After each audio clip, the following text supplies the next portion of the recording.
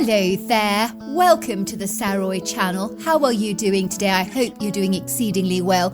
Loads and loads of love to each and every one of you, and I'm very fine, thank you very much. And I do hope that you're going to get that lovely glass of icy cold white wine or red wine, or you're going to get some lemonade or coffee or tea or cocoa, because I've got a fabulous story for you tonight that you're just going to love. So before we get started, don't forget to subscribe to the channel, click the notification bell and the thumbs up, and let's get started with tonight's story. Dear Sarah and all your lovely listeners, my name is Eloise and I'm from West Virginia, where I grew up with my parents, my sister Daphne and my brother Robin, on an exquisitely beautiful vintage farm in the countryside, where we lived in a very charming rustic colonial farmhouse that had graced several generations of the Armstrong family. And even the brick walls of our home seemed to harbour the energy of all the bygone people that had resided here once long before us. For indeed there were times when gay laughter could be heard filtering in the hallway, and light childlike footsteps could be discerned flying hurriedly down the sweeping staircase, but no one was ever there. Sometimes in the kitchen you could smell the distinct delicious aroma of homemade baked bread, but sadly no one was baking anything at all. Then there was always the smell of lavender cologne in the library, and the aromatic odour of cigar smoke would sometimes waft through the living room. My parents would shrug their shoulders in a nonchalant, unperturbed way and say it's an old house with a history. These things should always be expected. So we grew up with these curious ethereal anomalies as an intrinsic, undiscernible part of our lives.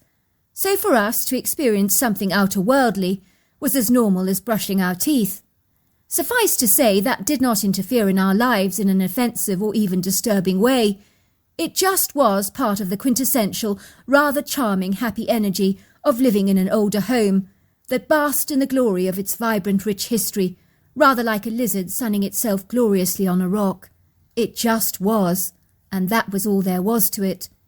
We lived on several acres of undulating, verdant, green, vibrant countryside, surrounded by imposing pyramid-shaped mountains and dreamy forests of statuesque trees that rose up into the heavens like masterful giants of such grace, majesty and repose, some that had seen through generations of our family and had held on to the secrets of those who have lived before us. We had a couple of meadows on our land where several of our family horses grazed happily, and a small field that was devoted especially for the goats, all who wore bells around their necks so you could hear them tinkering in the countryside. We also had hundreds of chickens and 2 rambunctious collie dogs that followed my father everywhere he went, as they were completely devoted to him. We possessed a stable block, a couple of barns and a silvery pond. The area where we lived was full of horse riding, hiking and running trails, and vast areas of wood green which stretched back for mile upon mile. Growing up, my siblings and I embraced an outdoor lifestyle vigorously, with an ardent enthusiasm and zest for the great outdoors. We enjoyed exploring the rugged pastoral countryside, most especially the woodland areas where we loved playing at the enchanting bridge over the creek, as it was a magical place to congregate. One day, all 3 siblings went mountain biking down one of the country trails, and that was the first time we ever saw what I now know was a Bigfoot. At that time, we had no idea what we were beholding. It was my brother Robin who spotted the critter first and shouted, "Look over there, behind the tree!" I could see a dark figure that was easily 6 foot tall, peeking at us inquisitively from behind a large tree trunk. I remember being completely astonished because this creature was unlike anything I've ever witnessed before in my life, as it looked almost human, only infinitely much bigger, and covered in long brown hair with blonde and red highlights. The critter peered at us again, looking at us through mischievous dark eyes. I believe it wanted to play with us, but it was way too shy to do so it hurriedly darted away through the wood green. We dismounted our bikes and immediately chased after the creature through the woods, but it had vanished from our sight and was disappointingly nowhere to be found. For many days we took the same bicycle trail again and again and again in the vain hope of spotting the unusual critter that we had chanced upon, for we were as interested in him as he had been in us. The bicycle trail was surrounded by heavily forested rocky embankments, so it was hard to see between all the trees. Sadly, we never saw the creature, although we instinctively sensed that he could see us, as we always felt as if we were not alone, and that something was watching us. One day on one of our bicycle rides, my sister Daphne became very distracted by a red fox that randomly crossed our path fleetingly, glancing at us ever so briefly, and then beelining to the trees. It was clearly not happy to have been seen by us in broad daylight. "Look," said Daphne, "a red fox!" She loosened her grip on her bicycle, while the wheel zigzagged precariously and went flying over a rocky ledge, and she ended up being thrown off her bicycle, where she hit the ground with a mighty force. It was clear that she was rather badly injured, as she was clutching her lower stomach and appeared to be in agonizing pain. "Ouch!" she cried. "It really hurts! My stomach feels all twisted." I knew at once that Daphne was not in a good way and needed urgent medical attention. I could tell she was spaced out, and her face was a ghostly white and ashen, almost as if the colour had drained from her skin. My brother and I were in a quandary as what on earth to do, and it was decided that he would go back to the farmhouse to call for help, while I stayed with my sister. That was when help of an unlikely, unusual, most unexpected source came to our rescue. It was the outlandish creature we had once observed, hiding behind the trees of all things. What on earth was it? It came bolting through the woods, sounding like a herd of bison, as it thundered towards us, running over to my sister with a look of very grave concern and consternation written on his face. The strange critter unhesitantly lifted Daphne into his powerful, strong, overlong arms and pointed towards our farmhouse, as if to say, "I'll be taking her there." I nodded, for in my youthful naivety I was quick to trust the critter's noble intent, not doubting for a moment that we were being divinely assisted. It would seem that the critter knew exactly where we lived, which was a monumental relief for me. We watched in wondrous awe as the creature ran like greased lightning ahead of us, carrying my sister in his arms, and moving speedily like a very fast, brisk wind, punnelling across a desert. We followed far behind him on our bicycles. I was befuddled at this reticent, evasive creature that had suddenly made his appearance known, appearing from the dark shadows of the woods like a bright angel of light, once we had needed his help. But what on earth was he, I wondered? I couldn't even imagine. The only thing I could say about him was that he was like a wild boy, covered in long dark brown hair, with auburn and blonde highlights. He was easily 6 foot tall, 500 pounds and 3 feet wide across the upper shoulders. The critter was long and lanky, but very muscular, with a cone-shaped head, an incredibly human face, with deep-set intelligent eyes that seemed to denote a wisdom of way beyond his years. His countenance exuded a vigorous youthful energy, charged with an exuberant enthusiasm that gave me the distinct impression that despite his great size, he was possibly still a youngling. Once we arrived at the farmhouse, my sister was lying on the grass yards away from the front door, groaning in pain. But the mysterious wild boy had long since departed the scene, but somehow I sensed in my gut that he was still secretly watching us. In short, my sister had suffered a devastating internal injury to the ovaries from which she made a full, very swift recovery. Daphne's surgeon sadly announced that she'd never be able to conceive children, which hit us very hard as a family, especially since this was just a bicycle accident, for goodness sake. As you can imagine, this horrifying revelation completely devastated both my parents, as they eagerly looked forward to becoming grandparents one day. However, to Daphne, who was a perpetual tomboy at the time, who wished she had been born a boy, it was just water off a duck's back. Why would she ever care about not being able to have children one day, in the long, distant future? After the unforeseen accident with my sister, the wild boy became significantly less reserved, seemingly eager to interact with us. When we would ride our bicycles down the long, rugged country lanes, he would often run alongside us like a devoted, loving dog. We grew incredibly fond of him, and chose to call him Bear. Sometimes we would play around the bridge over the creek together, and Bear communicated with us by using his arms in wildly dramatic, effusive gestures, enhanced by expressive facial expressions, sometimes even drawing vigorously in the ground with a twig, in order to be more clearly understood. For although Bear could speak a language, it was undecipherable to us, and sounded like Chinese or Mandarin. From what we could fathom, his family travelled around like nomads from place to place, often following railway lines, electric pylons and watercourses, as they thoroughly enjoyed discovering new exciting locations and following food sources. Bear had a father and a mother and 2 older brothers, and he was the youngest in his family, and his people were by nature very evasive, gentle and peace-loving giants. They were exceedingly suspicious of humans, tending to keep a safe, wary distance from the likes of us. Bear revealed to us that he had been fascinated by us all of his life, and had secretly watched us since we were very small, as he had been the same. He knew so much about our family. I learnt on several occasions he had returned our billy goats to our field when they had escaped, because he had discerned how upset my father became when 1 or 2 of them went astray. To confirm this fact, he started to reenact my father's distressed, overwrought, frantic behaviour as he panicked when he couldn't find one of his goats. We all cracked up laughing, as Bear deserved an Academy Award for his masterful reenactment and interpretation of my father. We rolled on the ground and our stomachs ached from laughter, as Bear was a comedian of note who could make you laugh at the drop of a hat. I do remember Bear randomly announced once that there were some of his kind that sometimes turned rogue, exhibiting incongruous behaviour, becoming aggressively dangerous, not only to people, but their own kind as well. He described these creatures as mentally ill, disturbed, or not right in the head. Sometimes he had witnessed some bloody fights that had not always ended well for his kind, causing a great deal of distress. Over the years we could see Bear on and off, depending on how long his family stayed in our location. As children, he was our biggest secret. We never shared him with our parents, because at best we believed they would disapprove of our relationship with the wild boy, and at worst they wouldn't believe us at all. I was used to my parents doubting our credibility on things, so there were things we would willfully choose not to share with them.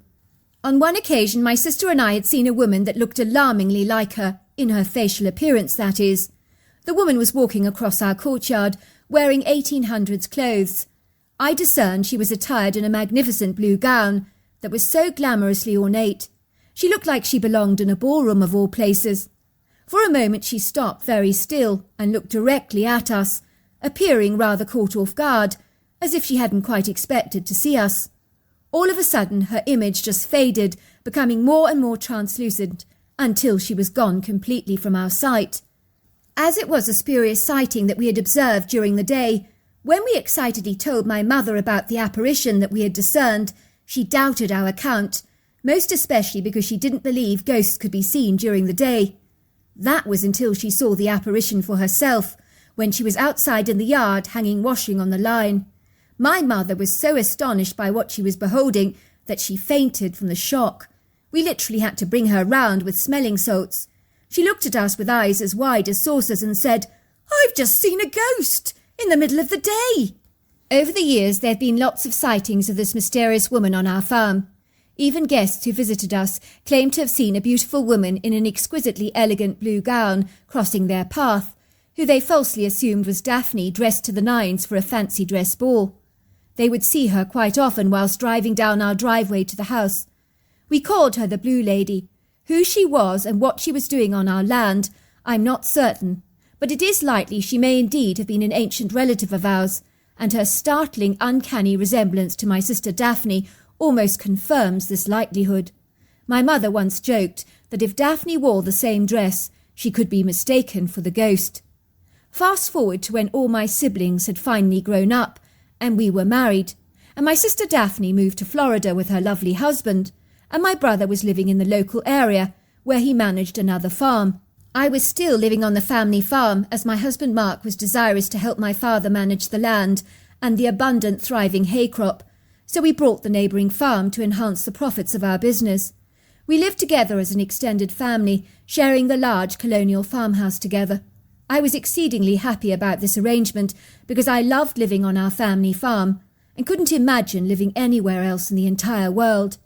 Imagine my immense amazement when I discovered I was pregnant with twins, and when they were born, they were the biggest bundles of joy in my entire life. One day the most horrifying thing happened, which was every mother's worst nightmare. It would seem that one of my beloved precious twin babies, Diana, simply vanished from her pram on the patio. We believed she'd been abducted. No one had seen sight or sound of anything, but my mother had actually seen a sighting of the ghostly blue lady that day. She quickly scurried away to call my father so that he could see that the ghost was real. But when she returned with him, the blue lady had all but vanished. Despite an extensive police investigation, my missing daughter could not be found. As you can imagine, words fail to describe how devastated my husband and I were about our grievous, unbearable loss. We were overwhelmed with a hopeless emptiness that consumed our lives like a dark cloud of deep depression that grew bigger every single day. We were glad that we still had one daughter, but nothing could replace the one we had lost, and we couldn't envisage what dreadful fate may have befallen her. Several days later I phoned up my sister Daphne in Florida and told her the dreadful news about what had transpired, and how our precious beloved daughter Diana had seemingly vanished off the face of the earth.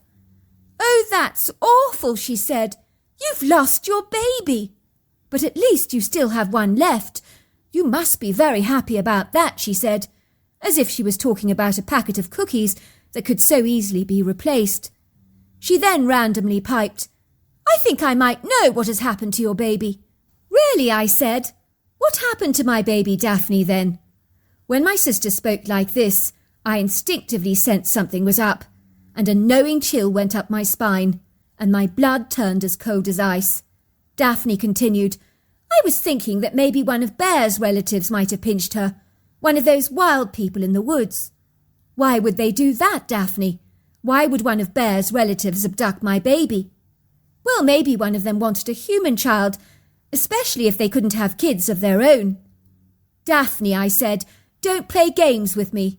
You stole my baby, didn't you?" I don't know why, but in that instant I just knew Daphne had my baby. Call it a mother's instinct if you like. "What you talking about?" said Daphne defensively. "Why would I do such a ludicrously insane thing like that? I'm in Florida, for goodness sake." "Because, Daphne, you can't have children, that's why." Daphne burst into tears on the phone. "How did you know?" she cried. "You gave yourself away when you started blaming Bear's people for stealing my child. It just seems ridiculous to me, and you were quick to think up an outlandish idea as to how Diana had vanished. People always do that when they have something to hide, or are secretly covering up their guilt." "I'm so sorry, sis. I didn't mean to do it. I wanted a baby so badly. And you had two. It's not fair. Do you have any idea how it feels not to be able to have a baby of my own?" "You get back to the farm and bring back my baby to me right now," I shrieked down the phone, "or there'll be hell to pay. Do you understand, Daphne?" I slammed down the phone with a murderous expression on my face. I was very tempted to call the police and have Daphne arrested on sight. How dare she do this grievously wicked thing to her very own sister? It defied belief. "What on earth is going on?" asked my mother. "You look as white as a sheet." "It was Daphne that stole my baby, Mum," I cried, rushing into her arms and beginning to sob. "How could she do such a terrible thing to me? Does she have any idea the hell I've been through, losing my baby? It's the worst thing that has ever happened to me." My mother gasped. "Oh my God, she didn't do it, did she?" "Oh my God, yes," I said. "I'm going to kill her when she gets here. What she's done is criminal and insane. I can't believe she could be this treacherous to her own flesh and blood." "Don't be too judgmental, dear," said my mother. "You'll be getting your baby back, but your poor sister must have been very desperate to have a child to do such an outrageously crazy thing. She clearly wasn't thinking straight. She saw you had given birth to twins. It must have been incredibly hard for her, knowing that she couldn't even have one for herself. Try putting yourself in her shoes before you rush to judge her too harshly. Look on the bright side. You'll be getting Diana back very soon. It could have been a whole lot worse. At least your sister was Diana's abductor, so at the very least she's in good hands and is safe and well." "That's no excuse, Mum," I screamed. "When she gets here, I'll kill her. Believe me, I will." I remember while I waited for Daphne to finally get to the farm, I was pacing up and down like a hamster on a wheel.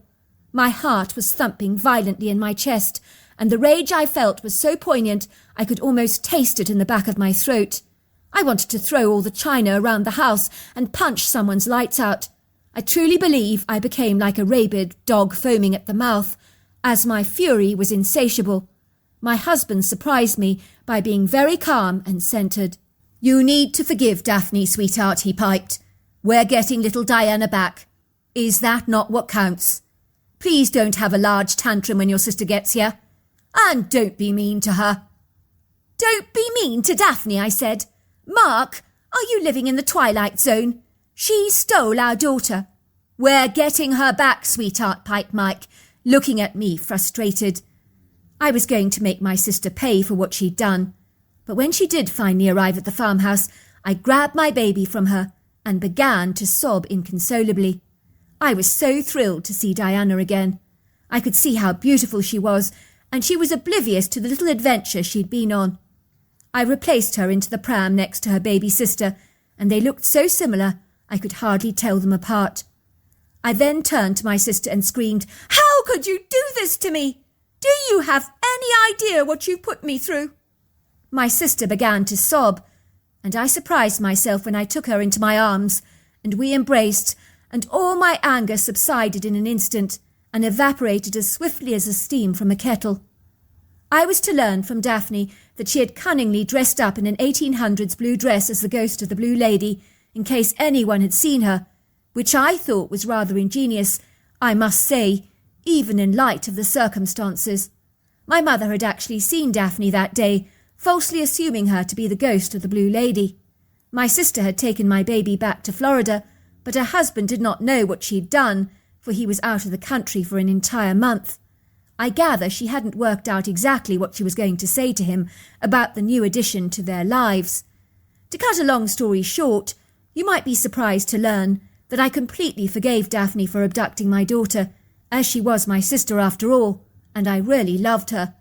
I realised how desperate she was to steal my baby. She informed me that being unable to have children had brought on suicidal feelings of the deepest despair, and on 2 separate occasions she had willingly attempted to end her own life. Daphne was amazed, bewildered and ecstatic when I offered to have a baby for her, using her own husband's sperm. "You would do that for me? You would really do that for me? After everything I've put you through?" "I would do anything for you," I assured her. And so it was I carried Daphne's baby for her for 9 long months, and she was there when I finally delivered a 7-pound 3-ounce baby girl called Grace, as she clearly was a gift from God. So Daphne did end up having her own baby after all. I would have done this for her in a heartbeat, only if she'd asked. Sometimes that's all we really need to do when we're desperate. Just ask. It really is that simple. I'm thrilled to be able to tell you that I did get to see our beloved and precious friend Bear again, one day when I was walking my twins in their pram. That was when I heard a whistle, and I could see this head peeking at me behind a tree, and these deep-set dark eyes sparkling with amusement. I nearly fainted when Bear stepped out of the shadows, because he was so colossal in size, towering at a good 8 foot tall and about 700 pounds, and he was so muscular, burly, lofty, majestic and powerful looking that I was completely dumbfounded. How could he have grown this much? For a while I stood there gawking at my friend in astonishment, for I assure you that he had grown into a critter easily as intimidating and awesome as a lion. He was a sight that would effortlessly have scared off the bravest of men. Yet I was not afraid, for I knew that however threatening the rapper appeared, that it did not reflect the soppy heart of my hairy friend, that I now know to be a Bigfoot. I ran up to Bear and cuddled the oversized teddy bear that smelt like I'd always remembered of the leaves and the dirt. Tears of joy poured down my face like heavy rain, and although he did not physically cry, it was clear that he was emotionally stirred as much as I was. We spent many joyful hours together, walking down the gorgeous woodland trail towards the pretty creek, with a bridge that conjured up so many nostalgic, magical, treasured memories of my childhood, and all the glorious fun times I'd spent with Bear and my siblings. It was a secret oasis, well out of the sight of family members, of whom Bear would wish to avoid, as he had not been acquainted with them, nor did he wish to be either, for despite his friendship with me, he was still reticent and shy by nature. He communicated to me that he was passing through the area, and not staying for very long, but he had a partner and a little female youngling that he expressed were way too shy to meet me, and this did not surprise me or perturb me at all. When Bear finally left, I was sad to see him go, but he reassured me that he would be back, and that if I discovered 3 river stones on the front doorstep, I was then to go and meet him at the bridge by the creek. So since then, I've seen him 3 more times when he's visited our area. So there you are. That's my story. Wow, isn't that the most fabulous story? And I think it really speaks to the fact that if we need something, sometimes all we have to do is ask, because sometimes people will surprise us. So until next time, goodbye and good night. And also, don't forget to subscribe.